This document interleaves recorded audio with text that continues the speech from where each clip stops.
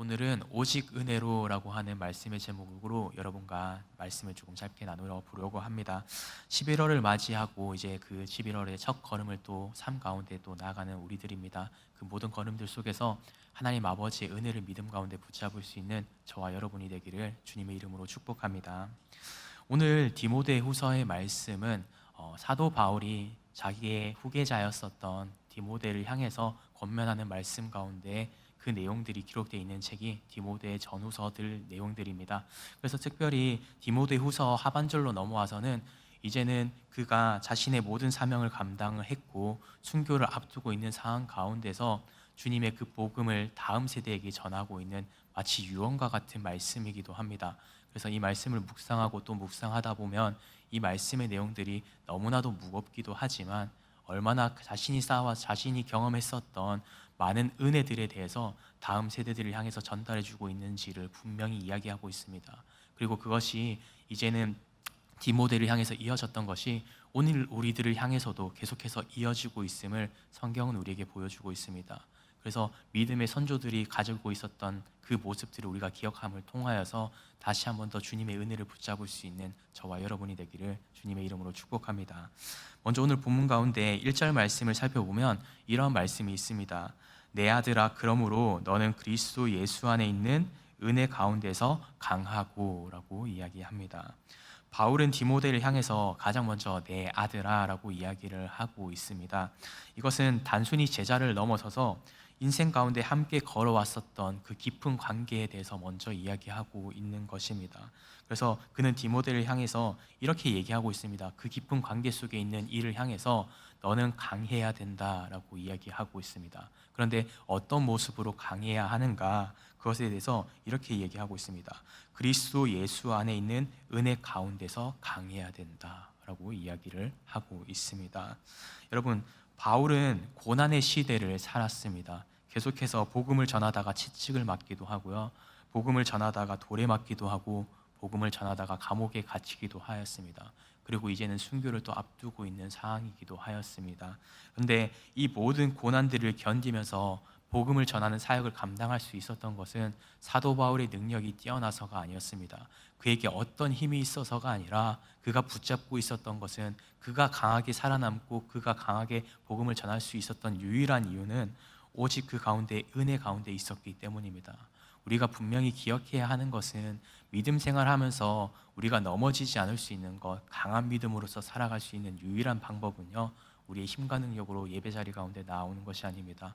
오직 하나님 아버지의 은혜 가운데 예수 그리스도가 우리를 사랑하심으로 우리 위해서 십자가 지심을 기억함을 통하여서 우리는 강해질 수 있다라고 하는 것을 사도 바울은 디모데에게 권면하고 있습니다.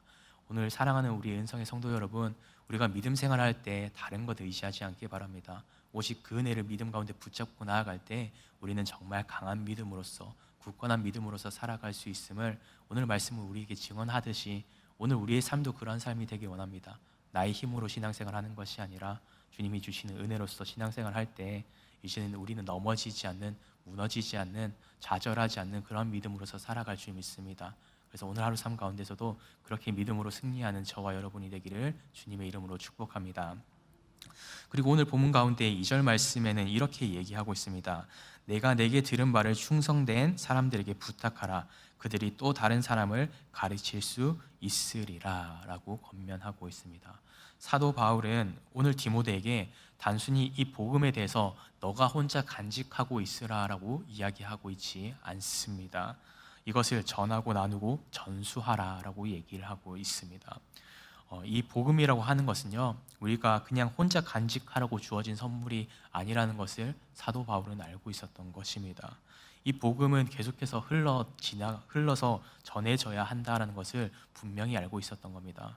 그래서 너무나도 놀라운 것은 오늘 본문 말씀에는 분명히 사도 바울이 디모데를 향해서 이 복음을 전하라라고 이야기했지만 이 디모데가 또 다른 충성된 사람들에게 그 복음을 전하고 그 복음이 또 다음 세대에게 전해지고 또 다른 이웃들과 주변 사람들에게 전해지고 또 전해지는 것을 통하여서 오늘 이 자리까지 우리가 복음을 듣게 되고 주님 앞에 바로 세워지게 되었다라는 사실을 분명히 우리는 우리 삶 가운데 경험하고 있습니다.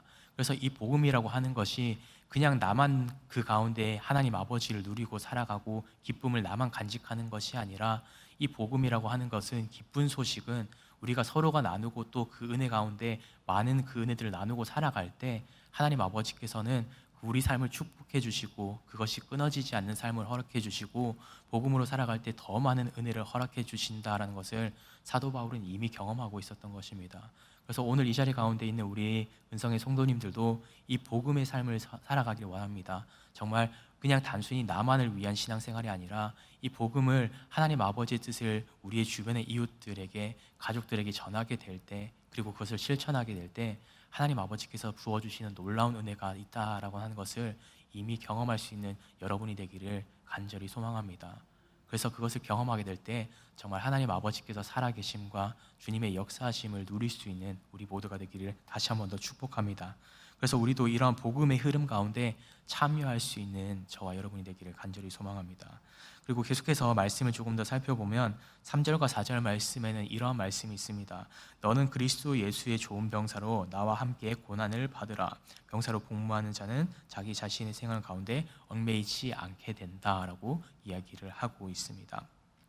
사도 바울은 오늘 이 믿음에 대해서요, 병사의 비유로서 믿음의 삶을 이렇게 비유해주고 있는데, 병사의 삶은요 고난을 감당하는 삶입니다. 사사로운 일에 얽매이는 것이 아니라요 지휘관의 명령 가운데 순종하는 것이 바로 병사의 모습들입니다. 그런데 우리는 신앙생활 할 때 종종 그런 마음들을 가지고는 합니다. 왜 이렇게 힘이 들지? 왜 이렇게 이 길이 좁게 느껴지지? 라고 생각할 때가 있습니다.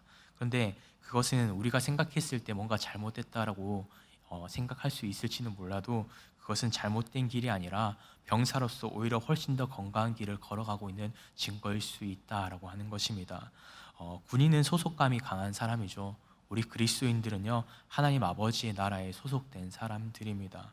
그래서 그 가운데 세상의 기준과 하나님 아버지의 나라에 살아가는 사람의 기준은 너무나도 다른 것 같습니다.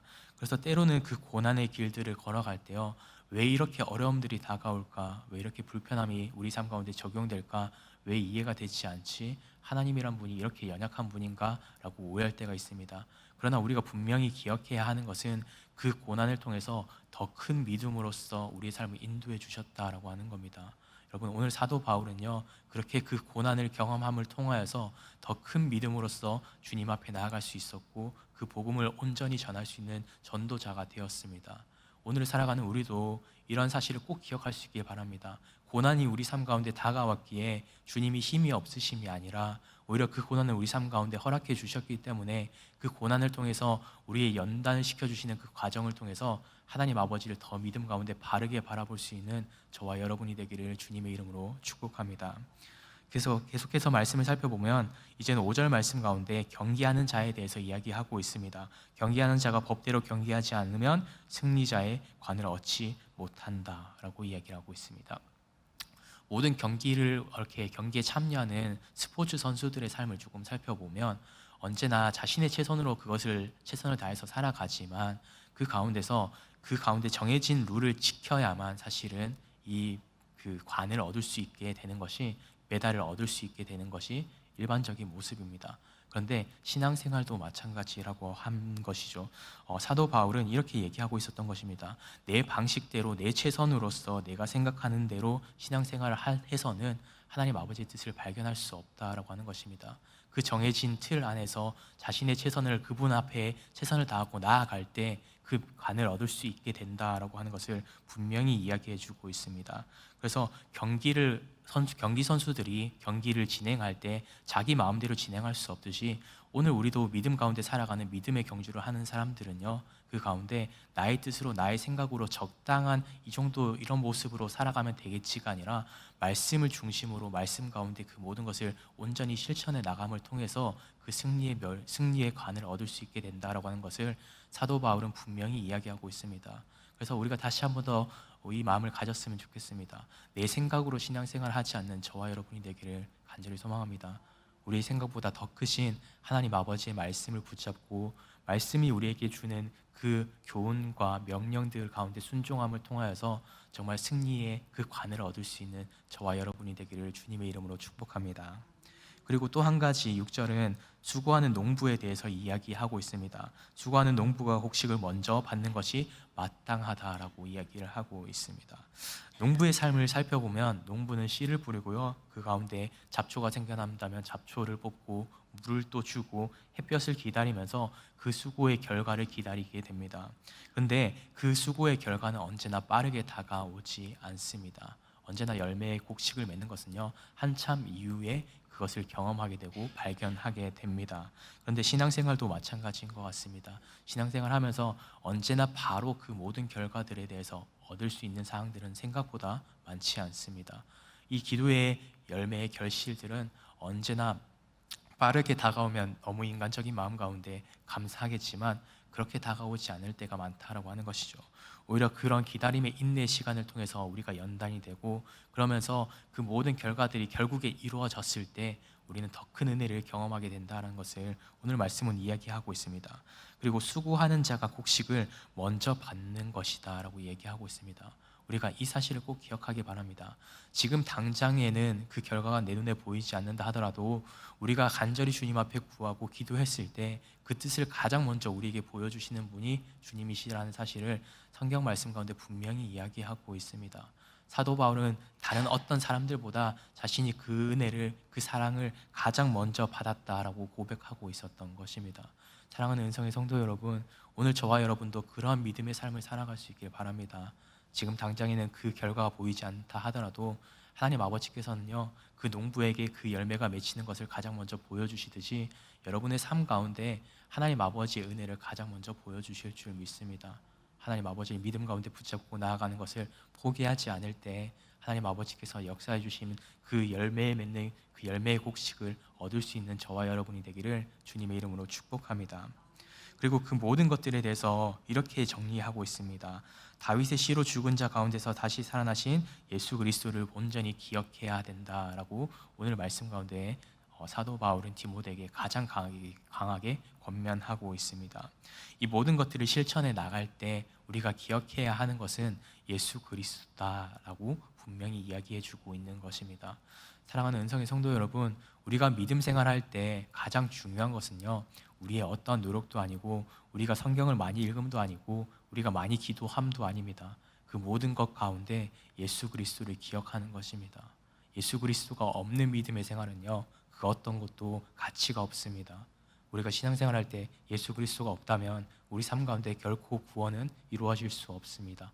구원 가운데 이룰 수 있는 유일한 방법은 오직 예수 그리스도를 기억하는 것을 사도 바울은 분명히 알고 오늘 디모데에게 다시 한 번 더 강하게 권면하고 있었던 것입니다. 오늘 이 자리 가운데 있는 우리 은성의 성도 여러분, 신앙생활 할 때 꼭 이 한 가지만 기억하시길 바랍니다. 우리는 예수 그리스도의 은혜를 통해서 살아가는 사람들입니다. 예수 그리스도의 사랑을 받은 자로서 믿음으로 살아갈 때 하나님 아버지의 놀라운 은혜를 경험하게 된다라고 하는 것입니다. 그것이 우리의 어떤 공로가 아니라, 어떤 노력들이 아니라 정말 하나님 아버지의 전적인 은혜를 통해서 우리는 믿음으로 살아갈 수 있게 된다라는 것을 다시 한 번 더 권면하고 있습니다. 그래서 신앙생활 하면서 넘어질 때, 기쁠 때, 어느 순간 가운데 있다 하더라도요, 예수 그리스도를 꼭 기억하시길 바랍니다. 기쁠 때는 예수 그리스도의 은혜를 기억하시고, 슬플 때는 예수 그리스도께서 우리를 위해서 십자가 지심을 기억하시길 바랍니다. 그 은혜를 기억함으로써 살아갈 때요, 우리는 정말 굳건한 믿음으로써, 강한 믿음으로써 살아갈 수 있음을 성경 가운데 분명히 우리에게 증언해 주고 있습니다. 그래서 그 사실을 기억함으로써 오늘도 믿음으로써 한 걸음 한 걸음 나아갈 때 오늘 하루도 믿음으로써 승리하시고 이 한 달도 믿음으로써 승리할 수 있는 저와 여러분이 되기를 주님의 이름으로 축복합니다. 이 시간 기도하겠습니다. 사랑과 은혜 주님 감사합니다. 하나님 아버지, 오늘 새벽의 시간을 깨워주셔서 우리에게 말씀을 허락해 주시니 너무나도 감사합니다. 오늘 다시 한 번 더 주님의 은혜가 어떤 것인지 발견할 수 있는 놀라운 은혜 허락해 주심에 다시 한 번 감사합니다.